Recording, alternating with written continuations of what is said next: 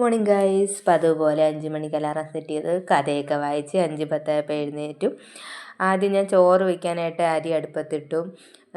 ശരിക്കും പറഞ്ഞാൽ 5:10 എണീക്കേണ്ട കാര്യമില്ല, ഒരു 5:30 ആയാലും കുഴപ്പമില്ല. പക്ഷേ ചോറ് വയ്ക്കാനുള്ളതുകൊണ്ടാണ് കുറച്ചുകൂടെ നേരത്തെ എണീക്കുന്നത്. അത് കഴിഞ്ഞിട്ട് കാപ്പിക്കുള്ള കറിക്ക് അരിയാന്ന് വിചാരിച്ചു. ഉരുളക്കിഴങ്ങ് കറിയാണ്, കാപ്പി ഇന്ന് അപ്പമാണ്. അങ്ങനെ ഒരു അടുപ്പിൽ അപ്പവും ചുട്ടും, മറ്റേതിൽ ഞാൻ ഉരുളക്കിഴങ്ങും വാട്ടാനായിട്ട് നിന്ന്. കുക്കറിലാണ് വയ്ക്കുന്നത്. കുക്കറിലാകുമ്പോൾ പെട്ടെന്ന് കഴിയുമല്ലോ.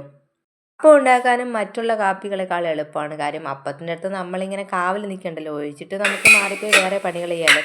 ഉരുളക്കിഴങ്ങ് വാട്ടിയിട്ട് ഞാൻ പിന്നെ മീൻ പൊരിക്കാൻ, ഇന്നലെ അയല മാറ്റി വെച്ചിട്ടുണ്ടായിരുന്നു മീൻ പൊരിക്കാനായിട്ട്. അങ്ങനെ മീൻ പൊരിക്കാൻ മസാലയൊക്കെ ചേർത്ത് മാറ്റി. അതിനുശേഷം ഉരുളക്കിഴങ്ങിൽ മസാലയൊക്കെ ചേർത്ത് മാറ്റിയിട്ട് അപ്പോഴത്തേക്ക് തിങ്കളും എന്നോടൊപ്പം എണീറ്റിട്ടുണ്ടായിരുന്നു. തിങ്കളിന് വലിയ ബഹളമൊന്നുമില്ല, അവിടെ മിണ്ടായിരുന്ന് കളിക്കുന്നുണ്ട്. ഉരുളക്കിഴങ്ങ് സെറ്റാക്കിയിട്ട് അതിൽ ഞാൻ മീൻ പൊരിക്കാൻ വയ്ക്കാമെന്ന് വിചാരിച്ചു. പൊതുവെ എനിക്ക് അപ്പവും ഉരുളക്കിഴങ്ങ് കറിയും വലിയ ഇഷ്ടമല്ല. അപ്പം പിന്നെ ഞാൻ കഴിക്കും കേട്ടോ, കാര്യം സ്വന്തമായിട്ട് എനിക്ക് വേറൊരു ഫുഡ് ഉണ്ടാക്കി കഴിക്കാൻ മടിയാണ്. ഉരുളക്കിഴങ്ങ് വഴറ്റിയൊക്കെ ഞാൻ കഴിക്കും, പക്ഷേ കറിയായിട്ട് എനിക്കിഷ്ടമല്ല. പിന്നെ ഞാൻ കുക്കർ മാറ്റി ഞാനതിൽ മീൻ പൊരിക്കാനായിട്ട് വെച്ചു. പിന്നെ തോരനാണെന്ന്, ബീട്രൂട്ട് തോരനാണ്. അപ്പോഴത്തേക്ക് അപ്പമൊക്കെ കുറച്ച് അപ്പമേ ചുട്ടുള്ളൂ, ബാക്കി അപ്പം അമ്മ പിന്നീട് ചുട്ടെടുത്തായിരുന്നു. കാര്യം ഗ്യാസ് ഒഴിവില്ല, അതിലാണ് ഞാൻ പിന്നെ തോരൻ വെച്ചത്. അതിനിടയ്ക്ക് ഞാൻ പിന്നെ തോരത്തിനും അരച്ചിട്ട് ഞാൻ തിങ്കണ്ട ലഞ്ച് ബോക്സും സ്നാക്സ് ബോക്സൊക്കെ സെറ്റ് ചെയ്ത് തിങ്കളിന് സ്കൂളിൽ വിടാനുള്ള തിരക്കിലേക്ക് പോയി. അതിനിടയ്ക്ക് അമ്മയാണ് തോരത്തിന് കരപ്പൊക്കെ ചേർത്താക്കിയത്.